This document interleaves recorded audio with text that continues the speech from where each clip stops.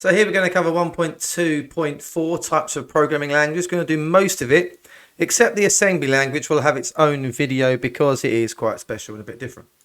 So the first thing we're going to cover is programming paradigms. And a paradigm, you can read it off the screen really, but it's just a structure and approach of a programming language. Put simply, it's a style, a way of programming, referred to as a way of thinking about computing and how to organize programming tasks.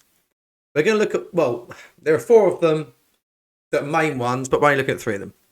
Okay, so you've got procedural, object-oriented, declarative, and then you've got functional, which we're not looking at in this course, and I wouldn't really ever use. So let's look at the first ones. And you might notice, by the way, that these can be both. It's whether they support them, not are them. Okay, C Sharp or C++ are object-oriented languages, but they also can be procedural, and many others can mix over. Often these two normally. So anyway, let's go on to the next one. So a procedural programming language is a programming paradigm built around the idea that programs are sequences of instructions to be executed. This is what you've been doing if you did the GCSE. It's basically like normal Python. They focus heavily on splitting programs up into names of set instructions called procedures, right? So basically you write code that runs in sequence, has procedures and functions, and you execute them. So I'll go back to this to read the rest, but if we look here, this is an example of a procedural programming style. I've got a global variable, I've got some sort of procedure, it's actually, it's a function, so it returns a value, but you get the gist. And then I've got some loop that's getting them to enter their salary, calculating their final salary after tax of 20%, and then printing it out in some sort of loop. And this is procedural programming. Okay, everything's been split up into little mini programs, and then you execute them in sequence. There we go. So this is also called structured programming, which is a type of procedural programming where the main programming constructs, which you know of sequence, which is things running in order, selection, which is if statements, switch statements, and iterations, which are loops, for a while, etc., etc. So you've got imperative programming. They use statements to change the program, like a variable, for instance. So, these are really subparts of this, and nearly every procedural programming language has these. But here A equals 10, B equals 5, C equals A plus B, print C is imperative programming. Okay, and all procedural programming is modular, as it can break down into small parts. So that's what procedural programming is. They say this is a type of procedural programming, but in reality, it is just procedural programming.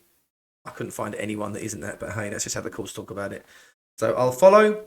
So that's our normal procedural program. Okay, procedures or functions with code running in some sort of order. Now we've got the odder ones, which are declarative languages. Now you should have done some SQL, and that is a declarative language because declarative languages, you describe what data you want back. You're not interested in how it's done, like it's going to do it for you. We will cover this in more detail in another chapter because it's another chapter, the next chapter, in fact. But declarative languages are quite good in natural language processes, and they're also used in expert systems where rules are well known. So maybe like some sort of medicine where this and this equal this, or some sort of science.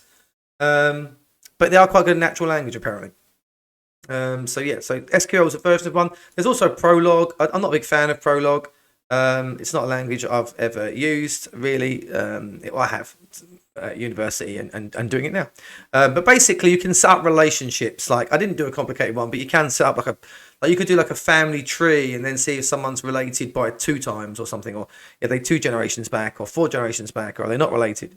But here I've made a simple relationship where you've got likes and you've got A and B. So Mark likes Sarah, Sarah likes Lucy, Mark likes Paul. And then you can ask questions like, does Mark like Paul? And it will return true or false. And so Prolog is about setting up relationships and then seeing, if they're correct. And that's kind of a subpart of a declarative language called logic programming. So you supply the logic of what you want the program to do, but you don't need how it implements. Just one other keyword that might come up in any exam is called backtracking. And it's a general concept, not just in kind of like programming, like paradigms. But let's say you were doing some sort of, I thought I was going to, nope, that's from earlier. I thought I was going to copy, paste, right, there we go. So let's say you were doing some sort of searching some sort of tree or something. And the idea of backtracking is that, let's do this. Yeah, I should have done that. And then that goes to that. And then on that. So let's say you're doing like, it's such to see if a word is in a binary tree would be a structure like this. It'll make more sense. So let's say I've got some data in it. This is A, this is B, and this is D. So this is words that would start with A, B, then D. I'm assuming there's not many. Abduction. And then this is F, and then you'd have more and more. And let's say you were looking to see if ABD was in this dictionary, or ABE, sorry. So you would go down A, you go, yep, go down A, yep, we found B. You go down to D, that's not correct. So then you backtrack to the last correct thing before trying a different route. And that's the idea of backtracking, is that you would go forward and then come back and try a different route and then come back and try a different route. And that's the concept of backtracking. Yeah, so if you try a route and if fail, backtrack to a previous point and try a different route, you know. So that's the idea of backtracking. And Prolog, apparently, I'm not, like I said, I'm not really a user of the language. Apparently uses this kind of methodology of like sort of going forwards and backwards. But it is a lot about, you know, structure of like relationships and things like that. Which you can sort of see how like language might be good, because you could say verb follows by noun or something like this. I don't know. I'm not an actual language expert. So obviously this is more my area, object-orientated programming. So an object-orientated programming is about creating things called classes, really. And a class is a blueprint. You can think of it as like a cookie cutter for an object that you can create by instantiating it. So instantiating it's an important word. I do cover this a lot more, by the way, in my C# tutorials. I mean, if you practically want to see how to create a class, then look at my C# videos. But also I'm going to talk about the theory of them here, because there might be some stuff that you skip over in the videos. So when a class is instantiated, the constructor is called to set up all the initial values and anything else you want. We'll talk about the constructor in a minute. And when an object instantiated class object is destroyed, the destructor is executed, and we'll talk about that. So here you can see I've got a class called person. I've created, it's like a design, okay? And then I've created two versions. One's called play P1 and one's called P2. So now I've got two people that can exist in my program. And this is the sort of, and it can hold more than just data. It looks like here, it's just a data structure, but it can have more. It can have its own methods. It can have other things inside. There's lots more clever stuff classes can do than just hold data. Yeah. And one important thing about object-oriented programming, this is a key word you need to know, is encapsulation. So at the moment, see here, these were public variables. So what that means is, and I'll demonstrate it down here. Let's get to one of these. So let's make these public. So at the moment, ignore this vehicle. That's for a later demonstration, okay? So I've created a class called player, okay? And inside it, there are 4 variables. There's a float, which is the X, Y, and Z position. And there's the health, which I'm going to call underscore health, actually. And, yeah, and there's a health. So these will not, so if I run this now, okay, it's going to print out probably 0 because it's defaulting to 0 because I've not set health to anything. And so this is what I was saying before about creating a constructor. I'm just going to generate one because I'm lazy. Yeah. So this is, you haven't got to worry about in this video how to construct one. Okay, because if you want to know how to construct one and write one, and this, I just use the inbuilt thing, then watch my videos on the C# tutorials. I'm just trying to explain to you what a constructor is. So now, so you can have a blank constructor. So I can make, actually I'll do this one by hand. So all you do to make a constructor is write the name of the class, and then any variables you want. So here, let's say all players start with 100, okay? So now my default constructor, if there's no parameters, so here I've got parameters, but here I'm not entering any parameters, so it's not going to use this one, okay? You have more than one constructor. It's going to use this constructor with no parameters, and it's going to set the health to 100. So now the health will be 100, you see? And that's my constructor. And as you can see here, I can have constructors that allow me to actually, right here, I can set them. I could even have one that just has health. But so here I could set 0, 0, 0 for the X, Y, and Z position, and then 50 health. Okay, so now my health will be 50 upon construction. And if I have 2 players, just to be clear, in case this wasn't clear, let's set this one to 250. These are not linked. Okay, they each have their own copy of that data. So I'm going to have 50 and 250. So I've got 2 players, one called P1, one called P2. So here is setting the X, Y, and Z to 0, but the health to 250. And here, X, Y, and Z to 0, but the health to 50. And you can see my variables being set here If you don't get any of this, don't worry too much. At this point, the only thing you need to know is that a constructor allows you to set some initial values and do anything else you want when an object is instantiated. And a destructor would run when the object is deleted. I'm not really going to do much about if it has destructor in there. No, but I'm not going to bother to make one. But a destructor runs when the object is destroyed, which you might want to do for some reason or another. So if you want to, I don't know, I wouldn't say it's a good place to do things like set player score. There's definitely better places to do that, like when the health is less than 0 or whatever. I wouldn't do anything clever in there. It's normally done to release any memory that you've created, and if you don't get that, it's really not important right now. So the point is that a constructor creates the initial values, but here you can see that these are all public. And what public means is that I can access them, like here. Look, I can write p1 underscore health, and I can access that variable there. Now, this is generally considered a bad idea, because then some intern or, accidentally could set it to -50, which wouldn't be a very intelligent thing. So now my health can't be start at -50 or whatever. I shouldn't really be allowing someone. Let's just do the constructor back to that and set it to that. Let's say I go p1._health equals 1000. So now, obviously, I meant to cap my health at 100, say. Okay, but I can't, because now someone can set it to 1000. There's nothing it can do. And in a big project, this is a bad idea, because maybe health is only ever allowed to go to 100, like that's max health. So what I really should do is actually make this private. And what that means is, what that means is now only methods and things inside of here. I'm going to delete this constructor because it's just annoying. Only methods and things inside the class can access it. Now you can see it's going to say here, it's inaccessible due to protection level. So now I can't access it outside the class. We got like, this is stupid. What's the point of that? And now I can't access it. Well, really what you should do is do something like void set health. Is it a float? No, it's an integer. Int h. Okay. And now it's going to do that. It's going to do some sort of it. It's not quite what I want. Now, the thing is, that would do nothing different than before, because now they could steal. So now instead of doing like player.health equals 100, I do set health and then 1000. Now, you might think, and then, of course, I need a get health. So I'm going to do get health. That's just going to return underscore health. This will become apparent in a minute. Just give me a minute and call it the right word. Get health, that returns health. So now, what have I done wrong there? I have not made that public. Now you make these public, otherwise there's no way you can run them. You need some public things. But you keep the variables private, but you make an interacting method. So now you might think, well, this is no different, except now I've got to write .get health. Okay, brilliant. Okay. I like to add, C# has a great way of making this a lot better by not having to use methods, but that's really specific to C#, and I've done that in a video on the C# tutorials. But anyway, so you might think, right, okay, you've made the health private, but I can still set it to 1000, so you've gained nothing. But here's the difference. Now when I run the code here, instead of just going it's equal to h, I can just go max, or I can actually, I'll do it in the easy way to understand. I can say if h is greater than 100, if underscore health is greater than 100, underscore health equals 100. So now, even if I try and set it to 1000, it won't let me. Because after I set health to 1000, it will immediately check if it's more than 100 and reset it to 100. So now I can do some code to check what people are trying to set it to.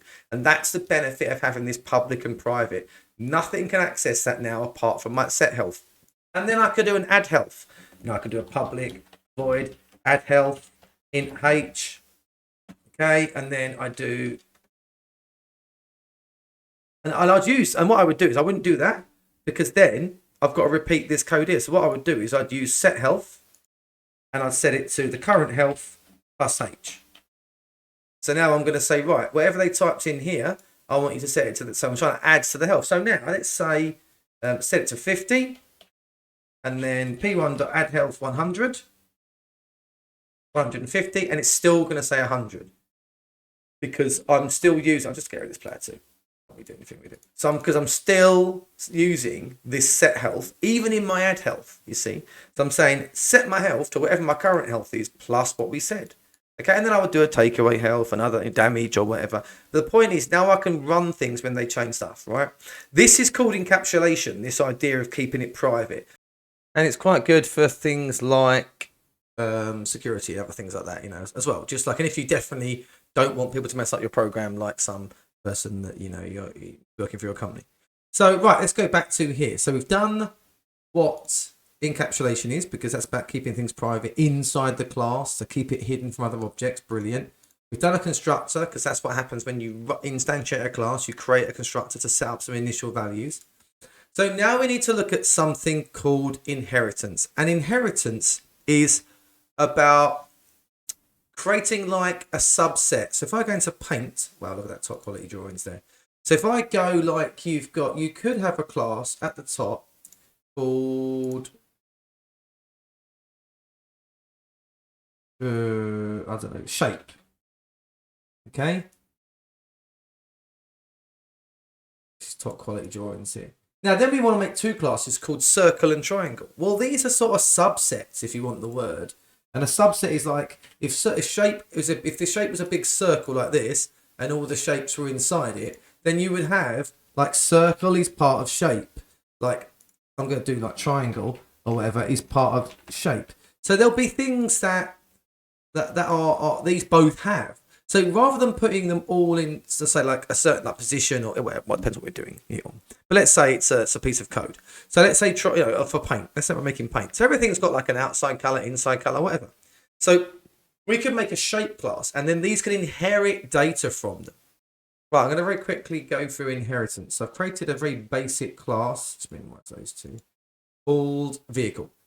Inside it, I've got one variable called license plate as a string, and it's protected. Now, protected means it's very similar to private. Okay, public, accessible outside the class by anything. Private, accessible inside the class. Protected is the same as private, inside the class, but also any classes that inherit from you, like here, car and bike. So anything we were to write in here, if we were to create some sort of set license plate, well, of course, we would do this in vehicle. And then we were to access the license plate variable, we can if we wish, because it's protected. So protected is private, but any inherited, so in the class and any inheriting classes. So you can see that I'm inheriting car, inherits from vehicle because I've got it here. Don't worry too much about how to do it. That's all in the videos on the other part. So let's get rid of this gap. So you can see that I've got, ignore license plates, not actually using it. I just wanted to teach you what protected meant. So I've got a public virtual method called sayName. Now, virtual means that there's a possibility essentially that you can override it, and I'll explain that in a minute. So if we make a vehicle and we run sayName, it will return vehicle. If we make a car and we run sayName, because we've got the override keyword here, it's going to override this one here, and it's going to use the car one. If we've got a bike one, and it'll say bike, and this is called polymorphism. Okay, it means, it sounds a bit weird, I know, but basically it means that it will change what it's doing depending on what object it's in automatically. So down here I create 3 vehicles, so they are vehicles, and I could put them into a like a list and then run through the list, and as it looks at the vehicle, it will, instead of running, so I've set them to car here and bike here, so now it will run vehicle, car, bike. Hopefully I've done something wrong. Oh, there we go, vehicle, car, bike.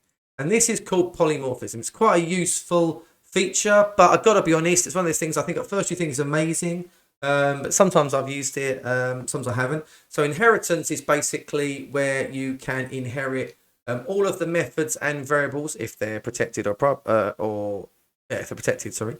But you still inherit them all, you just can't access them all. So you inherit all of the methods and the variables from vehicle or your top level one down into the sub ones, okay? And some programming languages allow you to do multiple inheritance and loads of other stuff like that. Well, that gets a bit confusing. So just think of it as it's something called the ISA rule, if I remember rightly. So basically, it's something to think about in programming. Is a car, then, sorry, car is a vehicle and bike is a vehicle, then you should inherit from vehicle. But yeah, so that's what we've just been through, inheritance and polymorphism. So just to finish off, Inheritance, when you have a top class, another class can inherit all the methods and variables from it, use inheritance. You should use it if one class is another. So a fire enemy is an enemy, the ice enemy is an enemy, the rock enemy is an enemy.